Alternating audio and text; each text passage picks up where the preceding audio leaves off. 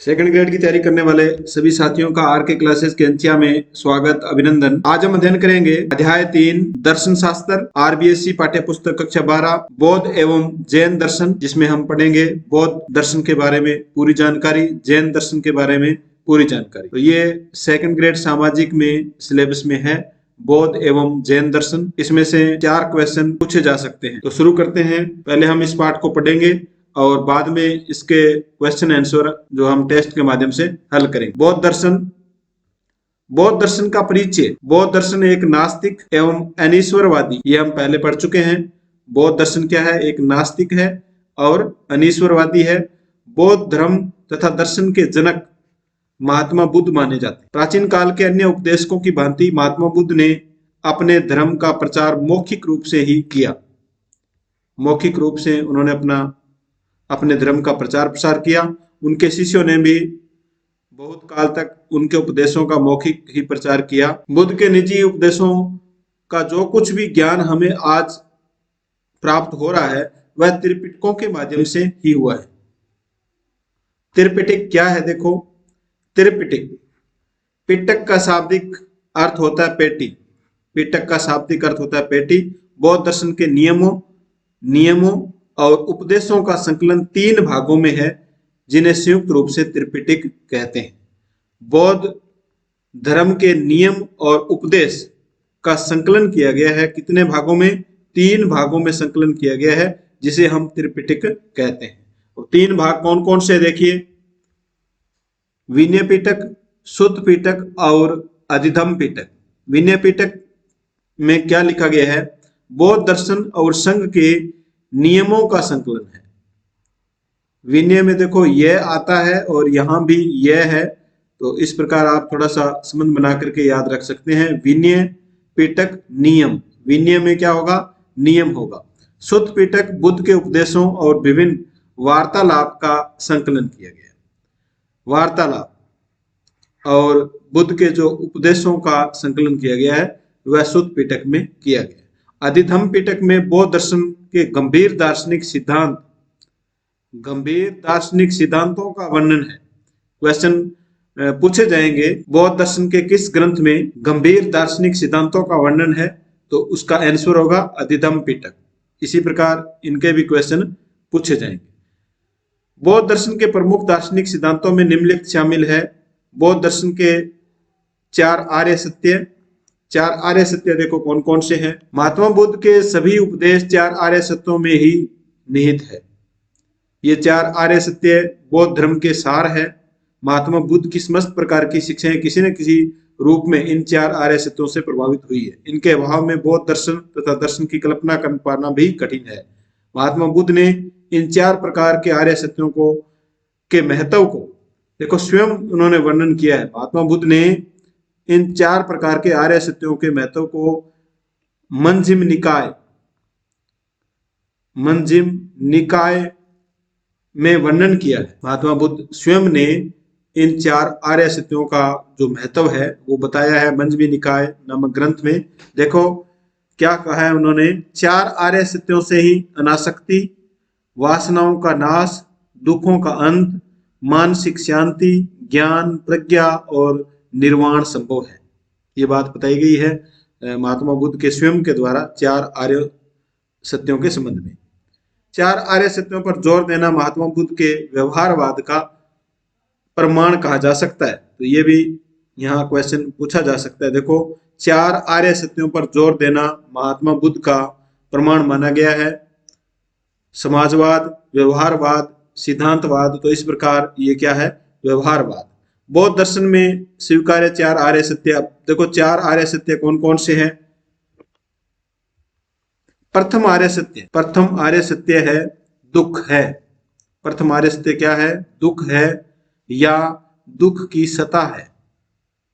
महात्मा बुद्ध मानते हैं कि प्राणी मात्र का जीवन दुख, भय, रोग, कष्ट और मृत्यु से परिपूर्ण है। वे कहते हैं जन्म लेना, बूढ़ा होना, मरना, शोक करना, रोना पीटना, रोग, चिंता, परेशानी और इच्छित वस्तु का नहीं मिलना, ये सब दुख में है। यानी प्रथम आर्य सत्य क्या है? दुख है। क्वेश्चन बनेगा दुख क्या है? कौन सा आर्य सत्य माना गया है? प्रथम आर्य सत्य माना गया है। वे कहते हैं, यानी महात्मा बुद्ध कहते हैं कि संसार दुख का समुद्र है।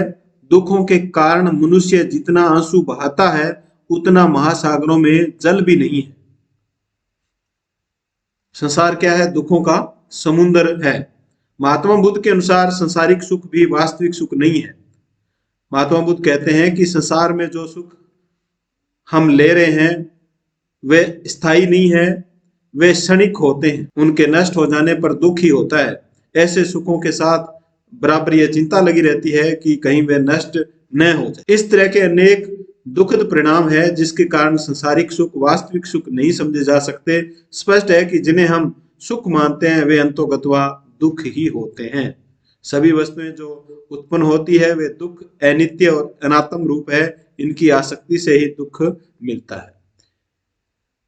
द्वितीय आर्य सत्य, तो दुख है दुख का कारण। द्वितीय आर्य सत्य क्या है?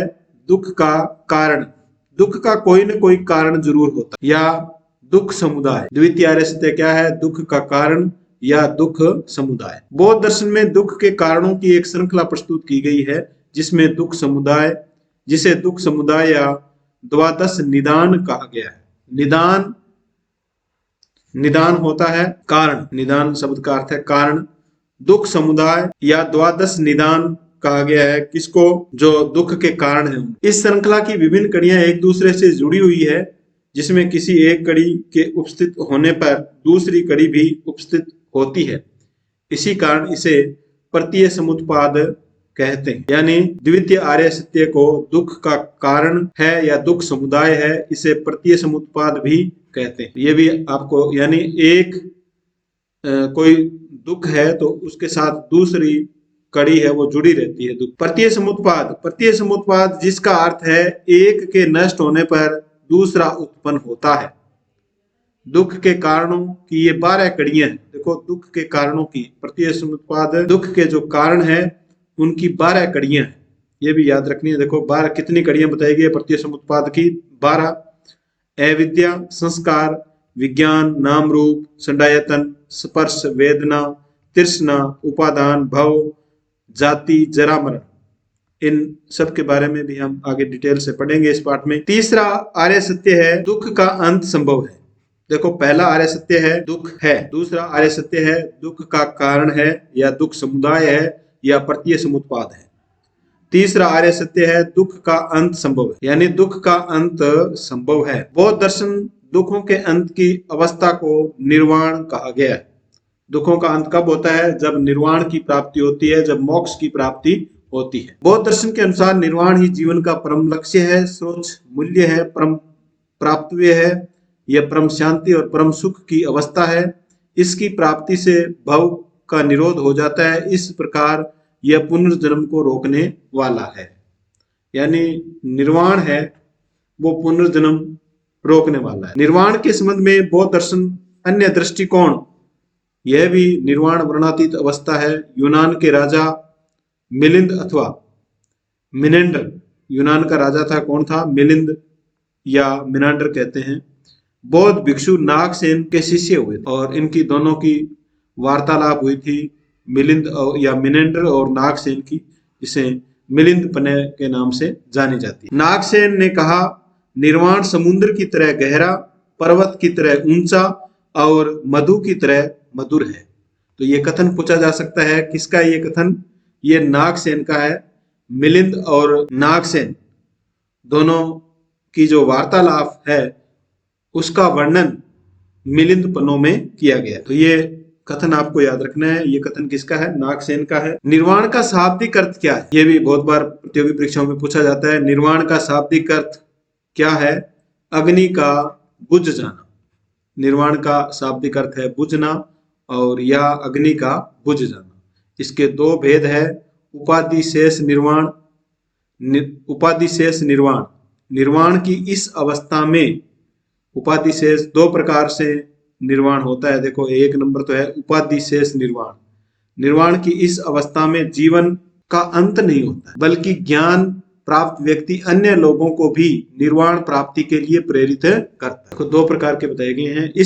ये जो प्रकार है इसमें व्यक्ति का जीवन का अंत नहीं होता है, बल्कि ज्ञान प्राप्त जो व्यक्ति है वह अन्य लोगों को निर्वाण प्राप्ति के लिए प्रेरित करते हैं। अनुपाधि शेष निर्वाण, इसमें जीवन का अंत हो जाता है। तो निर्वाण के कितने भाग बताए हैं? 2 भाग है।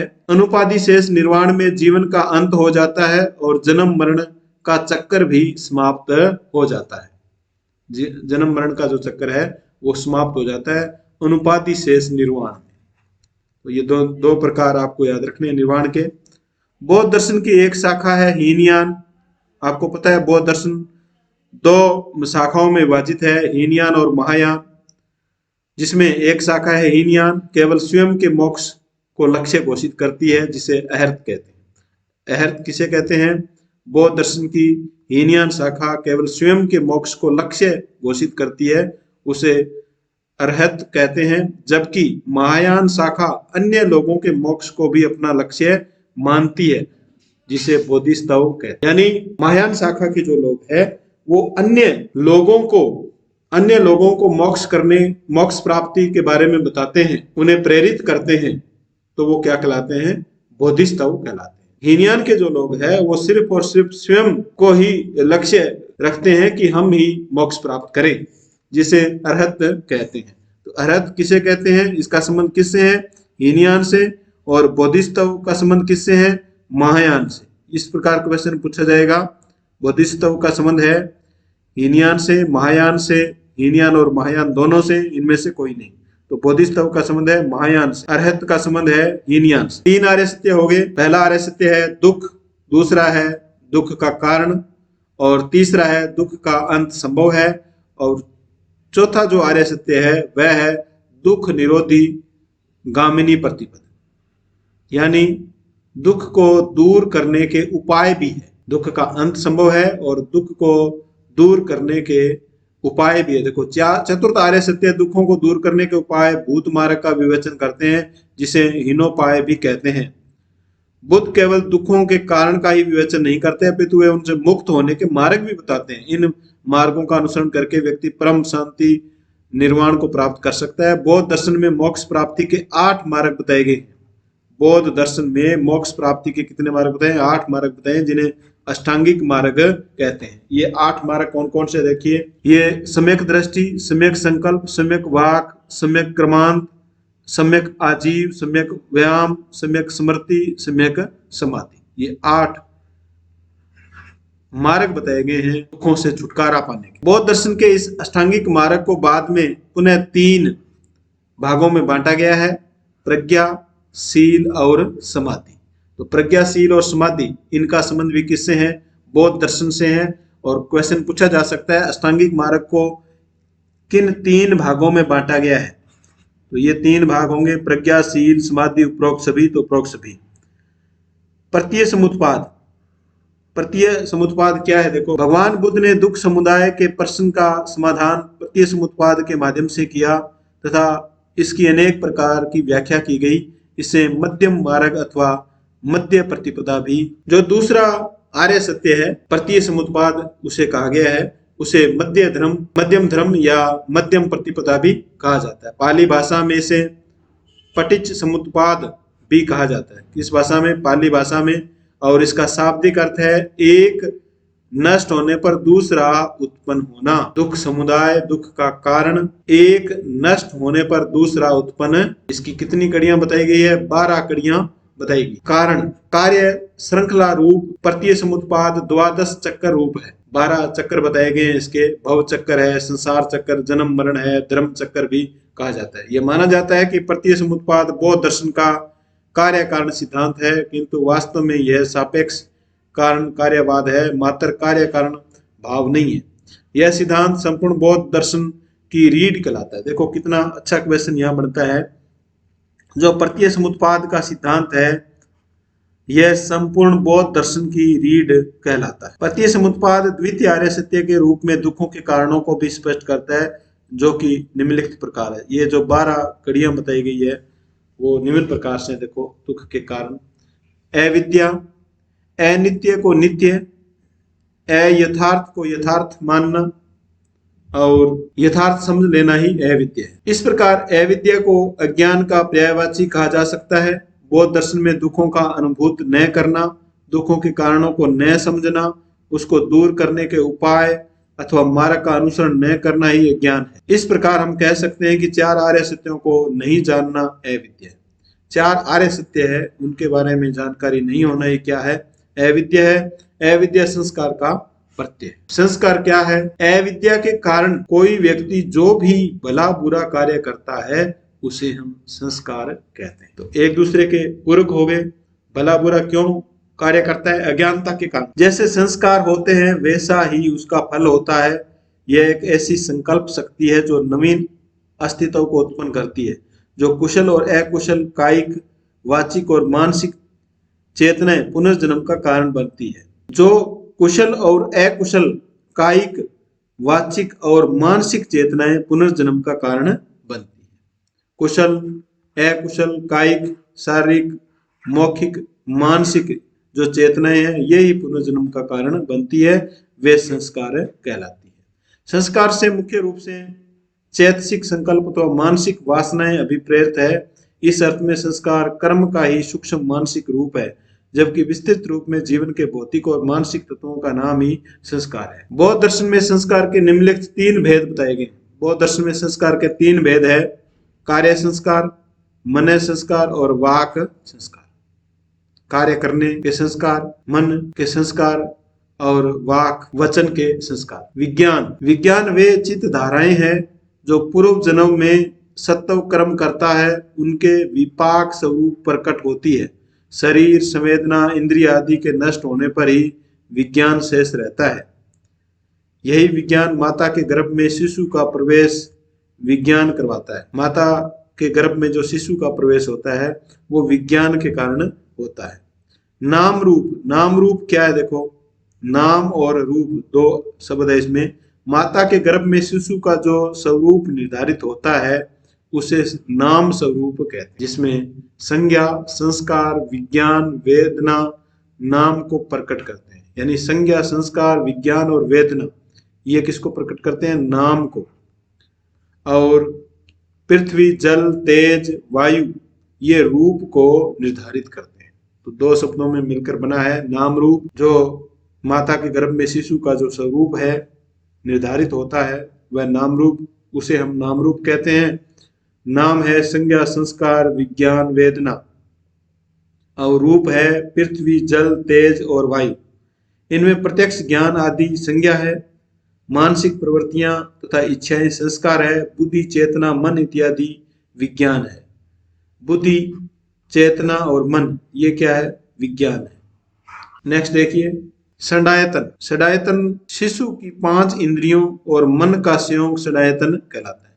शिशु की जो 5 इंद्रियां हैं और मन का जो संयोग, इंद्रियों और मन का संयोग ही क्या कहलाता है? षडायतन कहलाता है। शिशु नाम रूप और षडायतन से युक्त होकर जन्म लेता है। आंख, नाक, कान, त्वचा, जीवा और मन ये 6 इंद्रियां माता के उदर से बाहर आने पर सत्व प्रयुक्त करता है। तो 6 इंद्रियों को क्या कहा गया है? षडायतन कहा गया है। फिर है स्पर्श। 6 प्रकार की इंद्रियां और उनके विषयों से उत्पन्न अनुभव ही स्पर्श कहलाता है। 5 ज्ञानेंद्रियां तथा मन, इन भेदों से यह 6 प्रकार होता है। यानी 5 ज्ञानेंद्रियां हो गई और छठा कौन सा हो गया? मन हो गया। इस प्रकार ये 6, इनकी संख्या 6 हो गई। वेदना, स्पर्श का मन पर पड़ने वाला प्रभाव, स्पर्श का मन पर पड़ने वाला प्रभाव ही क्या है? वेदना है। स्पर्श का मन पर पड़ने वाला प्रभाव ही वेदना है। वेदना का अर्थ अनुभव करना है। वेदना का अर्थ अनुभव करना है। बाह्य जगत की वस्तुओं के स्पर्श से जो प्रथम प्रभाव मन पर उत्पन्न होता है वह वेदना कहलाता है। वेदना के 3 भेद है: सुख वेदना, दुख वेदना, सुख दुख वेदना। तो ये हम स्पर्श के द्वारा अनुभव करते हैं। इनका प्रभाव मन पर उत्पन्न होता है, जैसे सुख का है, दुख का है, सुख और दुख दोनों का है। और तीसरा है दुख का जो कारण बताया गया है तृष्णा। जगत के अनुभवों को बार बार भोगने की इच्छा तृष्णा है। मन की इच्छा कभी समाप्त नहीं होती। यह सब दुखों का मूल कारण है। तृष्णा के सब दुखों का मूल कारण क्या माना गया है? तृष्णा को माना गया है। यहाँ से भी क्वेश्चन पूछा जाता है। सब दुखों का मूल कारण है तृष्णा। इसके 3 भेद है: काम तृष्णा, इंद्रिय सुखों की इच्छा; भव तृष्णा, जीवन के लिए विभव तृष्णा, वैभव प्राप्त करना, श्यान शौक प्राप्त करना। तो ये 3 प्रकार की तृष्णा है जो मनुष्य के दुखों का मूल कारण है। उपादान, जगत की वस्तुओं के प्रति राग और मोह का भाव। संसार में जो वस्तुएं हैं उनमें मोह लगा लेना क्या है? उपादान है। और जब हम किसी में मोह लगा लेते हैं तो वो दुख का कारण है। उपादान उग्र तृष्णा का वैसा रूप है जिससे मोह उत्पन्न होता है। इसे आसक्ति भी कहा जाता है। संयुक्त निकाय में उपादान के 4 प्रकार बताए गए हैं। संयुक्त निकाय में उपादान के कितने प्रकार बताए गए? 4। कामोपादान, दृष्टि उपादान, शील वर्तोपादान, आत्मवादोपादान, आत्मवाद उपादान। ये 4 प्रकार बताए गए हैं संयुक्त निकाय में। किसके? उपादान, काम, दृष्टि, शील। और इनमें काम उपादान इंद्रिय सुख को विषय करता है। मिथ्या सिद्धांतों में विश्वास करना दृष्टि उपादान है। असद आचरण में संलग्न होना शील वर्तो उपादान है। असद आचरण करना शील वर्त उपादान है। नित्य आत्मा को मानना आत्मवाद उपादान। उपादान के 4 कारण आपको याद रखने हैं। काम उपादान, दृष्टि उपादान, शील वर्त उपादान, आत्मवाद उपादान। भव क्या है? देखो, पुनर्जन्म की इच्छा भव है। जाति क्या है? पुनर्जन्म को हो जाना ही जाति है। जरा मरण, पुनर्जन्म के कारणों दुखों का भोगना जरा मरण है। बुढ़ापा तथा मृत्यु, इन 2 अवस्थाओं को जरा मरण कहा जाता है।